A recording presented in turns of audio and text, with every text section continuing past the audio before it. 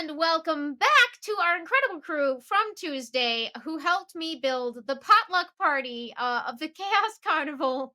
Who I immediately fell in love with and had to know how would we take this party and make the most of whatever situations came our way. I want to try something a little bit different today, and that is I'm going to make you two be the brain trust for this whole party with whatever their combined int bonus is. Probably not much and figure out how we would take this party and approach a few D&D scenarios. So, hi, Sam and Danielle, welcome Thank you so Hi, much thank for you for having me. back. yeah. She's trusting us with her brains. Foolish I know mortal. it is very stupid. I mean, your brain, fantastic. My brain, S tier. No, it's going to Also be brilliant. amazing. And we have a party ready to go for this. Now, if you caught the last shows, if you didn't, don't worry. But if you did, you are already somewhat familiar with our mildly chaotic level 1 crew, who is in what I've named Big Tent, Big Trouble. Um, we have Hasselhoof, the level 1 Satyr Bard. I should mention that these were all randomized. So we've got Hasselhoof, the level 1 Satyr Bard, who is not particularly charismatic, but very dexy. And Hasselhoof is joined by the Great Bostini, a level 1 Simic hybrid, who is a cleric of the Death Domain, who's not very wise. Um, but has some good physical stats. Who is also joined by Grace, the level 1 Valinar elf monk, who is, I believe, not very dexterous, is what we got I for believe our a 9 monk. dex.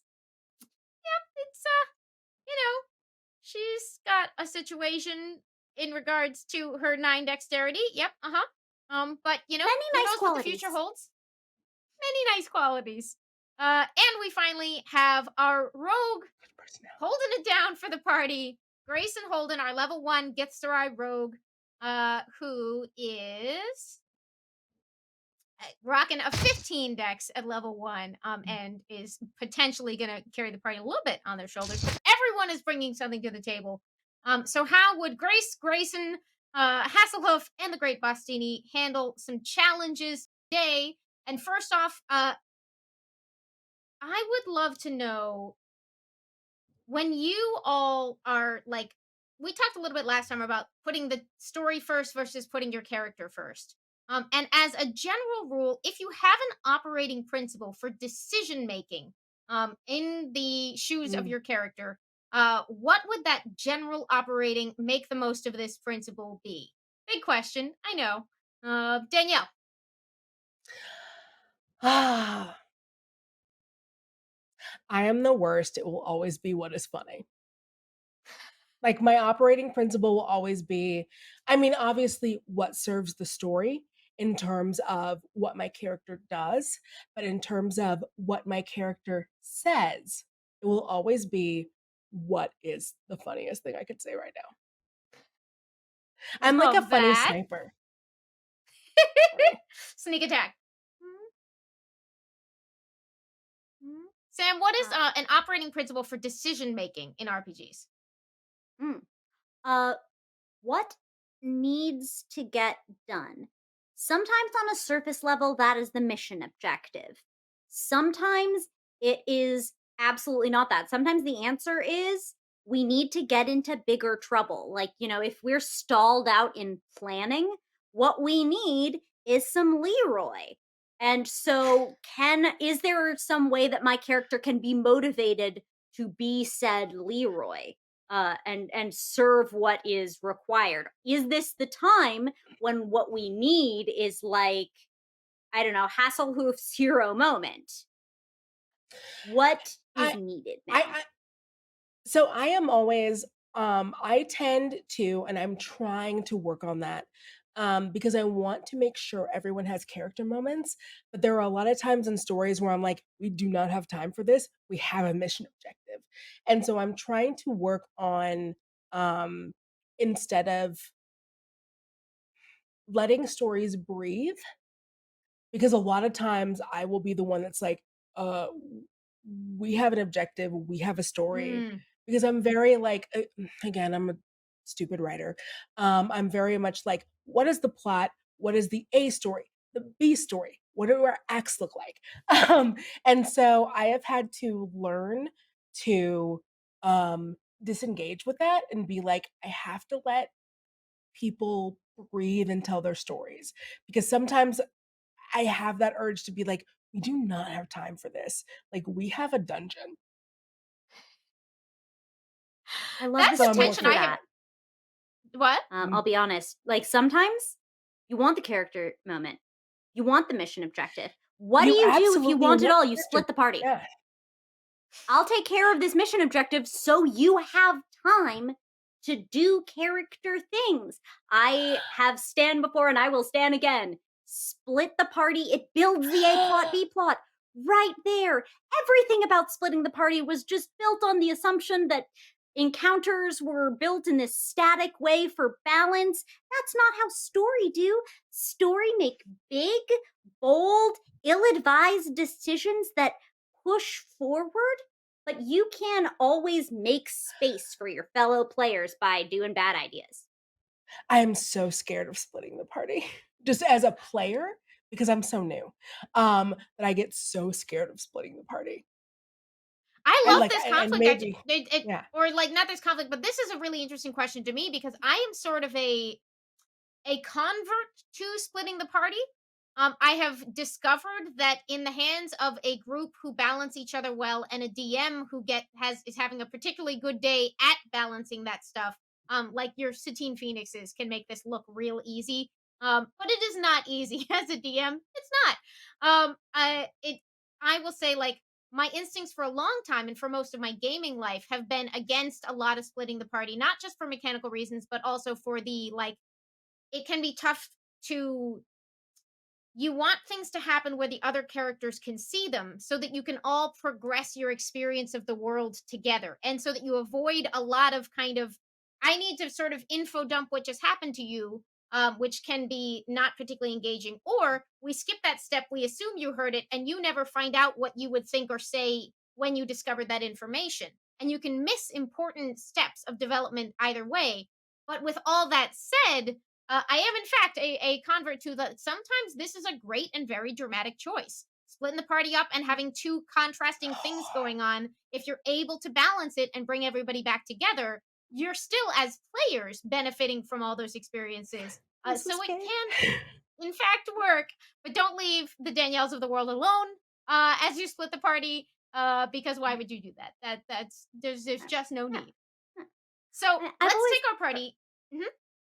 I've always said don't play the game, play the GM. Sometimes the GM wants to push things forward, and so if you're making bad choices, the GM is like kind of low key looking to catch you, looking to Mm. facilitate that, and then you can like feel a little safer because you have that vibe that they also want this. Catch you And like like that's safety my or favorite catch time to you make like to bad catch a choices. thief? To And like sometimes if it's I really fun jump, to make bad choices to make them yeah. And angry. if you they love that. They love it. They love conflict. They love things going badly. And so like the offshoot of that is if your character's like doing those things within reason, within like, you're kind of like checking in and it seems like they're into it, they're good. They're not going to punish you for doing the thing they actually low key want you to do. They Mm. save us from ourselves because they wanted us to get into trouble to begin with. The best thing that I learned, also as a reluctant former non-splitter, Amy, was that like they'll enable you. They're looking to for you to do this as well. They will save And you of from yourself. course, a lot of this advice is sort of something that you can pick up over time with your groups as you get to know each other. No one expects anyone to be a mind reader. You don't have to sit down on the first day of the GM and try to instantly be able to tell whether they're kind of hoping you will mess around in town or kind of hoping you will get with the friggin' program. Like, it will take time and familiarity for you and the DM to all figure out when you're on the same page. But, it's a super rewarding process. And once you get that balance, nothing is as fun as kind of knowing that the DM is having a great time. Either that they're appreciating you pushing it forward or really secretly loving you messing everything up. when you get it right, that's very, very fun. All right. So, speaking of solving problems or causing bigger problems, we have our crew of entertainers who work at a corrupt circus. And let's start first a social scenario. They have found someone among the crew is willing to kind of be a whistleblower to the corruption at this traveling carnival that our heroes have realized they need to take down from the inside. With their mix of strengths and weaknesses, they've all been brought together and they know that someone, either among their acquaintances at the crew or in town, they just know someone has dropped them a message like, I'm ready to talk. And you have arrived in a small town. You're supposed to meet them at a tavern. How will you approach the scenario of getting this information? As Grayson Holden, Hasselhoof, and the Great Bustini. Well, no one has the charisma that I need them to have, unfortunately. We have some mild positives. Um, it can also be a great opportunity to facilitate like Hasselhoof's growth through failure. We send in Mm, Hasselhoof as a face. The charisma checks are going to be like not fantastic. I think it's like what a +3 probably.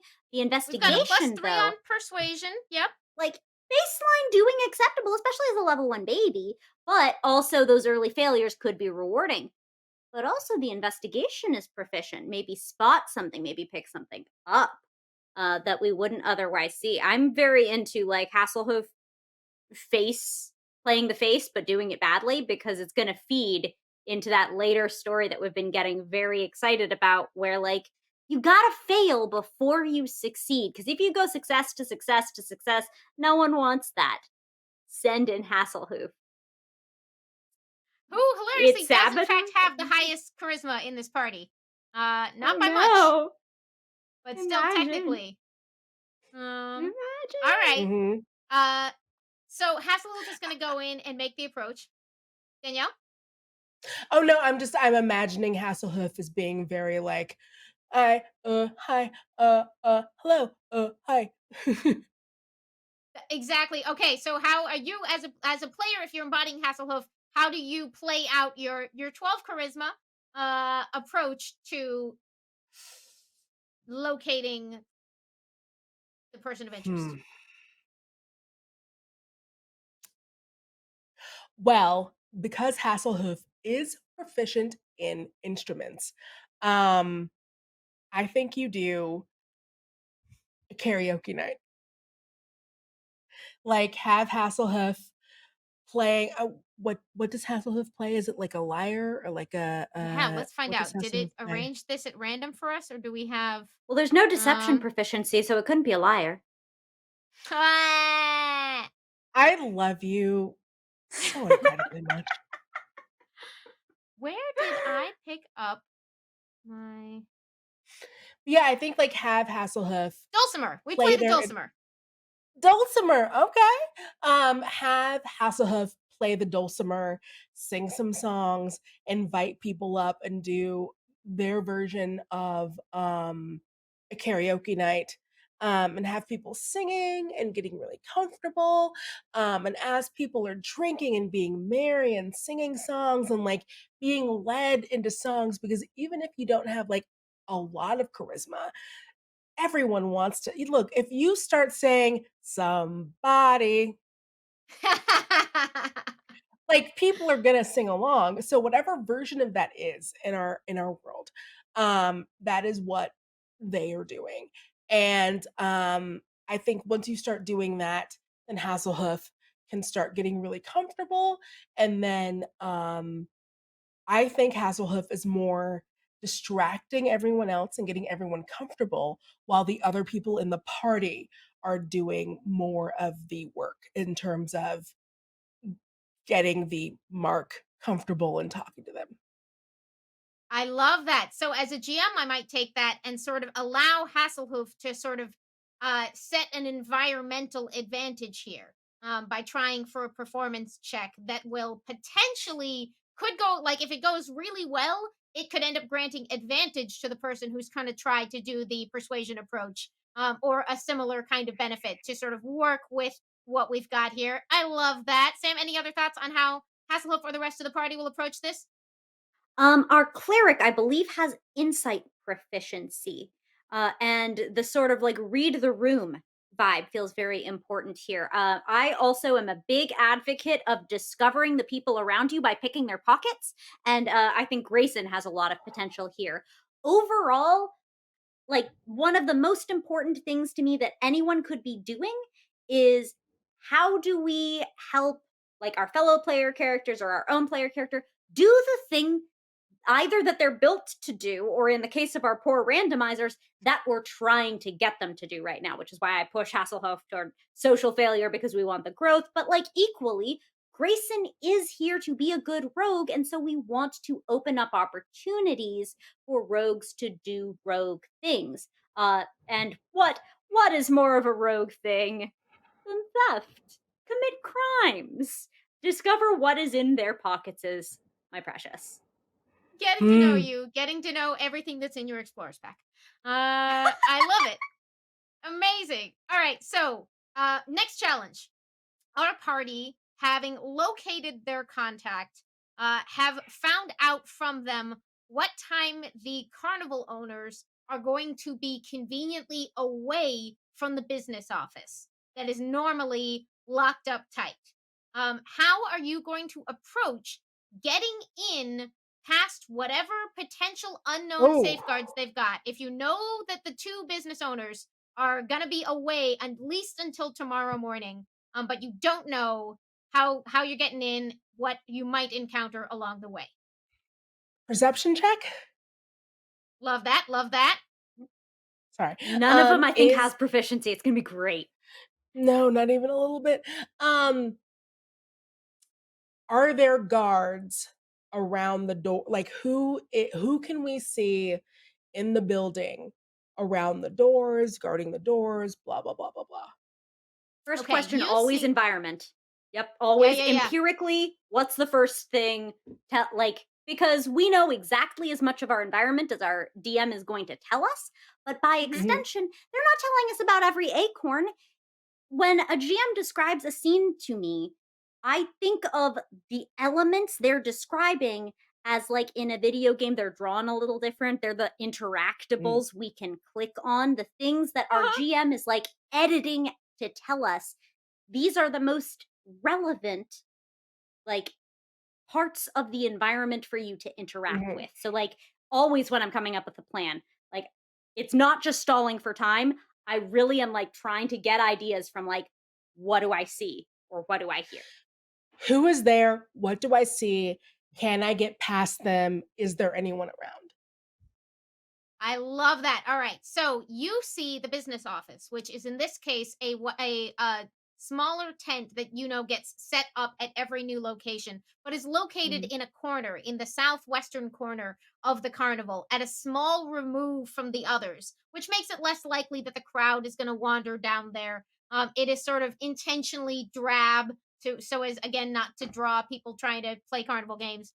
But you know that it's usually up there, which is backed up against, in this case, the woods of the town that the carnival has parked near.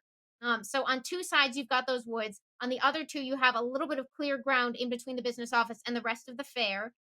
You can see nobody actually in front of the business office tent right now. There are a few of your fellow carnival employees on this side of the clear space milling around. There is a grumpy clown that you know and work with. You're not sure how deep that grumpiness goes. That's at least on the front. It could be all the way down. Up to you whether you have investigated whether there's a gooey center of that clown. Then you have the fire eater who's lounging outside her tent on one side. But you don't currently see either of the owners or their assistants. Okay. All right. So I think we're not looking to get into an out and out fight and we also don't have a party that is fundamentally about out and out fighting. Mm-mm. We have a party of distraction, of support and ideally of nonsense. So this is a very good distract and infiltrate kind of party, which leverages our rogue and I leverages our bard and like cleric, probably packing some thaumaturgy, making some like good boom noises or other sources of distraction out there. Um, to enter from like weird angles. We have Grayson, who's actually good at infiltrating. We have Grace, mhm. who has wonderful qualities and may, as a character We're want to sure. tag along. She's And got the highest passive perception too, so she might come in some handy yeah, here. spot some things. I I can see Danielle having ideas. What are we doing? Hmm. so I think I think we send in Grayson, our rogue. Grayson is like, I'm going to go in and stuff out. And Oh, repeat that for me, please. and I think that Grace is going to stay behind. I am going to the tent and find stuff. And I think the great busty, great, I'll be right behind you. Hold on one sec, Danielle. I think we're having a little signal Oh, thing where our rogue is too stealthy and won't yeah, share the plan with the rest of us. Um, let's I give mean, that just that 1 second to fits. stabilize. There's a Stealth check too strong high. vibe of I am the one the rogue, competent. And yeah, everyone like our little pack of troublemaker who are just like, The rest of them are just hearing yeah, it as they and like, I'll there was an help. instruction with something. All right, let's take Yeah. that again. Sorry. What will Grayson do and tell the others to do? okay, so my idea is Grayson's like, I'm gonna go be super, super sneaky, sneak, and go into the tent. And I think the great Bostini is like, heck yeah, and like starts following behind, even though they are not good at this. That's um, the strong choice. Yep. and is literally like Grayson is going behind trees, climbing up stuff, looking it forward towards people, climbing down things, dropping down super silently, being a super ninja. And the great Bostini is like, sneak, sneak, sneak, sneak, sneak, sneak, and being super loud and stepping on every tree and every leaf, but trying to um, be a part of what is happening, I if love that makes that. sense. Sam, what are the other two doing? Let's see. So, we have like an interaction side of things on the other one that I think, whenever whether I'm splitting, like whenever I'm in a scene and I'm thinking back to like, what is my objective? I'm also trying to think macro. If everything goes well, what will I have accomplished in this scene? Mm. Sometimes it's completing the mission objective. Sometimes it's, getting to a particular point in a character arc. Sometimes it's, I want to make a connection with this grumpy clown because my GM might find ways to make that pay off later. I usually try to have an idea of what I think a B plot could do, but uh just so that like if my GM doesn't have something strong, I sort of like have something I'm supplying, but maybe that clown is super relevant down the line, or at least by interacting, by getting to know Grumpy Clown, not only am I diverting attention from the main mission objective, but I'm strengthening the presence of an NPC so that later they might be a vehicle for like it turns out that our informant was the grumpy clown all along, and by opening up a social relationship in this scene as B plot ostensibly as distraction, I'm setting it up for that clown to be more prominent and for that character to be more significant if the GM wants to leverage them. So all I of that is to love that. say, Hasselhoof and Grace are gonna just like lean up against and getting to know you, getting to know all about you, which doesn't need a high persuasion check. Maybe yes, maybe no, but both successes and failures are going to be valuable there because like Hasselhoof and Grace are just going to be they're going to be sincere, they're gonna be so earnest, it just hits you. Like, Grace really actually just wants to know about this clown and about their life. And, like, sometimes that's what gets the job done. Sometimes it's just the RP, not the numbers. I Sincerity. love Sincerity. it. So, not relying on any kind of deception check, Grace will probably be able to lean a little bit on her insight, and perhaps even find a way to leverage history or religion in terms of an approach to Grumpy, depending on how where the conversation goes. She's got some things she can bring to bear, and of course, Hasselhoff gets to try his hand again at some distraction as they talk up the clown and draw attention away from their colleagues sneaking back into the tent. I love it. I love it so much. All right. Finally, they've made it through. They locate while they're in there the crucial piece of evidence, which turns out to be a cursed magic item that they realize has been storing that stolen life energy. They have found the actual vessel. They don't know if this is the only one. You don't know if this is the only one, but it seems to be after you sit some time with your folks who can do arcana figuring this out. This is the source or the destination vessel for some of this stolen life energy. And perhaps you decide that you're going to turn it over to whoever the local authorities are in the village that you've stopped in, or whatever decision you've made. You are on your way to do that, but unfortunately, somewhere along the line, our party, not everything went right for our particular Chaos Carnival. And you are now going to have to actually fight your way through this one. A few of the toughs, the other various strongmen and folks from the carnival are in a front line, and one of the two owners is behind them and clearly a powerful magic user of some kind. How is this party going to approach getting past them and out with the evidence? Oh gosh. Please feel free if you want to pull up anybody's sheet. I realize I'm the only one who has them, which is a little unfair. Um, oh gosh. Um, can I see Grayson's sheet? Absolutely. Grayson is our level 1 rogue. We've got 15 dexterity, which means our sneak attack is not bad. We are a Currently, glass I don't. cannon. Yeah. We've also got mage hand for some reason. That might have come in with being. Yep, with Yeah, I gets think our psionics. Um, And we don't have to worry about but initiative right now. we are not worrying about initiative for the moment Oh, thank because God. I am not Oh, going thank to God. make it. Well, let's find out how it went for Grayson. I mean, why not? We got a 17. Let's just assume we're going 17. first. Yeah. Yeah. Yeah. we're doing well. We don't have any stuff yet, so we're just going to assume that we've got some daggers. A dagger, a Some short throwing bow goes daggers with and a short bow. starting. Yeah. Yep. Oh, yikes. Oh, well, I mean, perception check? Let's see. We're coming in. There will have been time to do sort of a lay of the land for everybody. Which in the case of our rogue got us a 12. That is just going to generally let us know because I have placed you inescapably into the middle of this encounter.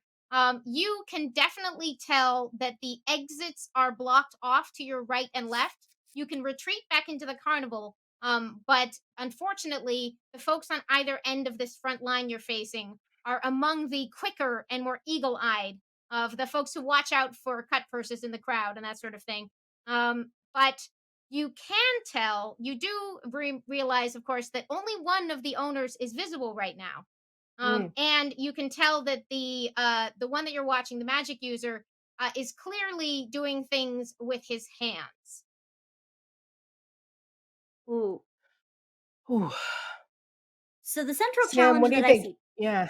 tactically is caster in the back.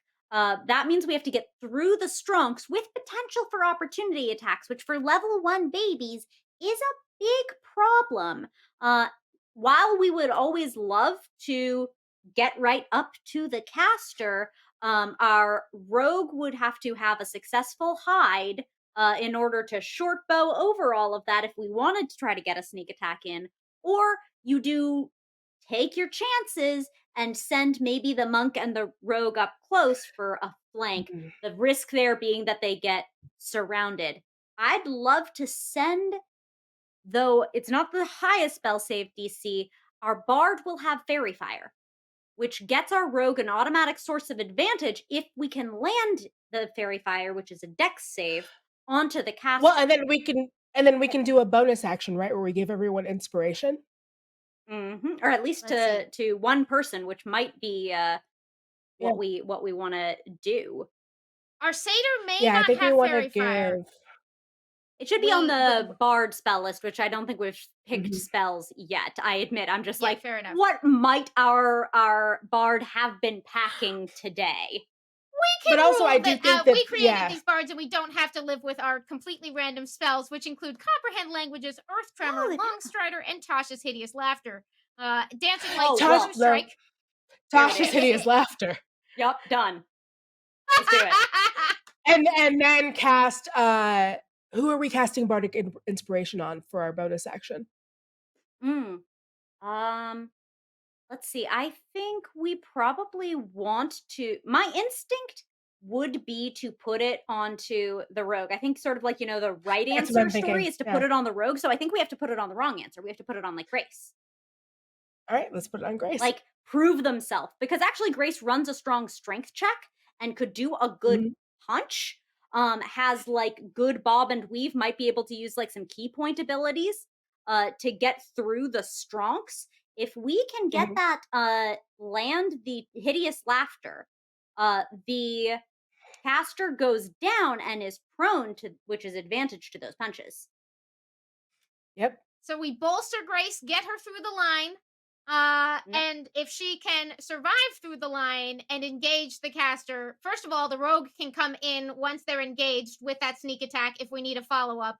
Mm. And meanwhile, Grace has summoned her monkly strength, her book learning, I don't like to go outside powers, will be bolstered by her new friends that she's been thrown in with to get through this line using her monkish abilities to unconventionally tank her way through, get to that caster who is prone because of hideous laughter, and they will take down the corrupt owner of the carnival. Yay!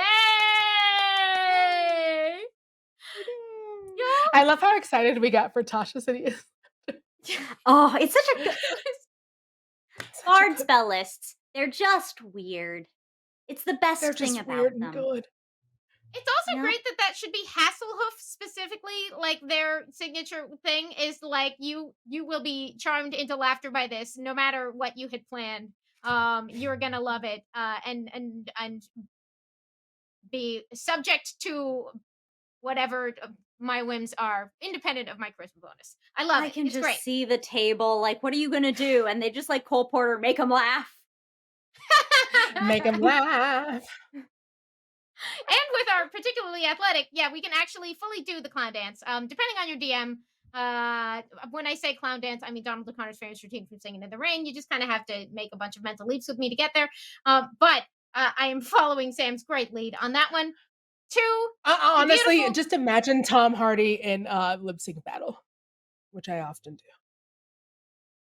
incredible. See, inspiration can come from so many places for your party, for That making the most of your that's my scenarios. sexuality. Valid.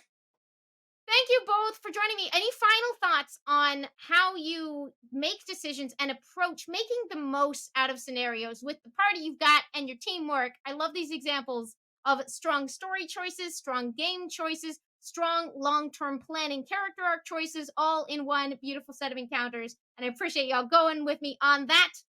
Sam, any final thoughts? Yes, the one other thing is something that I think GMs pay a lot of attention to, but that I, as a player, have tried to do as well. As much as possible, like as a player, I know I'm always trying to think of like, what can I do? What can my character do Mhm. in these scenarios? And one of the most important things that I have learned as a player is who else could do this? And maybe even better than I can. Has the great Bostini got enough time in the spotlight? Are they maybe the one? And the best thing I can do with my character is say, hey, Bostini, you've got this. You really are great. Yes. And Yes. use my Yes. character to give someone a moment in the sun. When thinking through all of these scenarios, often as players, our first instinct is, hey, I've got this thing that'll help. And sometimes the very, very best thing you can do as a player is, hey, you've got this thing that will help. I love that, I love Danielle. it so much. Final thoughts Yeah, on seeing the party as come together. um, I I live for the power of friendship. As anyone who has watched me play knows, I live for the power of friendship. And so I just co-sign what Sam said, where it is yeah, if you can do a thing, you can do a thing, but I'm always very much like cheering on the rest of my party. The only time really a lot of my characters get brutal is when a member of my party gets injured or gets hurt, and that's when my characters go ham. But also Sam is so good at this. I have played at tables with you both. I'm very happy and lucky to say, and it is thoroughly a joy. You're both just incredible story thinkers, incredible people to have at a table because ultimately you are all working together on this stuff, and putting that into practice can be easier said than done. But thank you for putting on a little masterclass in decision making and propelling these folks who I would like to point out you met like 3 seconds ago, but bringing them into a story unit, carrying them through a scenario.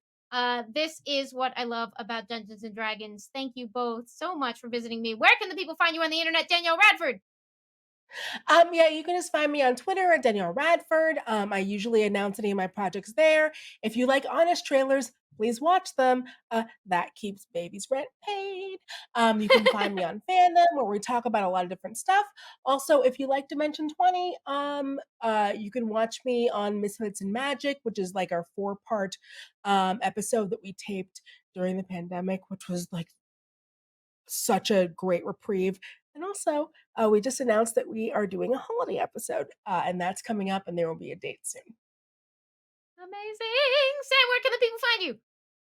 When I fail my stealth check because I'm dexterity 9, just like Grace, you can find me. I'm on the Twitchernet as a role playing performer and variety streamer. A bunch of the stuff that I've got going on right now. In Starjam, I am playing a dragon because you don't just play Dungeons and Dragons, you can just play a dragon. It's legal. And if it's not, we just do crimes. You can also catch me on Fandom Tabletop doing Eidolon Alpha. It was pitched to me as Hades plus Kaiju, and let me tell you, it's living up to it. So come check out my spicy rivalry with my Pirate Queen NPC. It's a good time.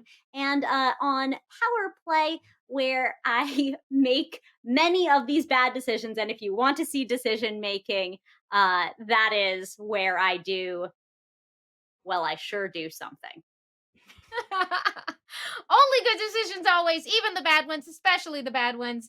It's been a joy to have you both here. If you're watching this on Twitch right now, you can catch Sam and Eidolon Alpha later today. And if you are tuning into this, whenever you're watching this, I hope you will look out for or enjoyed Battle for Beyond, which is the mini series that started this weekend, or is starting this weekend, wibbly wobbly, timey wimey, here on D&D Beyond, stacked with all your faves, doing battle and making great slash bad slash we'll see character choices, and we're all very very excited about it, so I really really hope y'all will dig it. Thank you so much for joining me, and I'll see y'all next time on D&D Beyond. It's D&D.